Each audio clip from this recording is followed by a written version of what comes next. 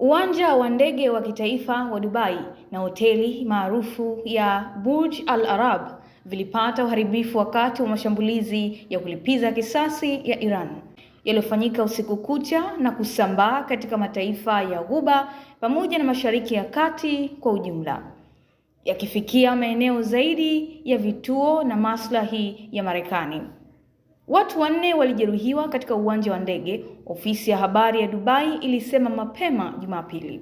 Ofisi ya habari ya Dubai ilisema kwenye X kwamba sehemu ya jengo la abiria katika uwanja wa ndege wa kitaifa wa Dubai DXB ilipata uharibifu mdogo katika tukio ambalo lilidhibitiwa haraka bila kutoa maelezo zaidi. Baadaye ilithibitisha pia kuwa drone iligunduliwa na mabaki yake yalisababisha moto mdogo kwenye sehemu ya nje ya hoteli ya Burj Al Arab. Dubai ni kitovu kikubwa zaidi cha utalii na biashara katika Mashariki ya Kati, na uwanja wake wa ndege ni miongoni mwa vituo vya usafiri vilivyo na shughuli nyingi zaidi duniani.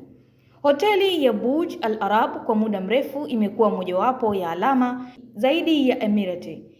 Ilifunguliwa mwaka 1999 kwenye kisiwa cha bandia karibu na ufukwe wa Jumeirah, na jengo lake lenye umbo la tanga haraka likiwa ishara ya jiji linalolenga kuonyesha hadhi ya kifahari kimataifa. Siku ya Jumamosi, moto ulizuka karibu na hoteli nyingine kwenye kisiwa bandia cha Palm Jumeirah.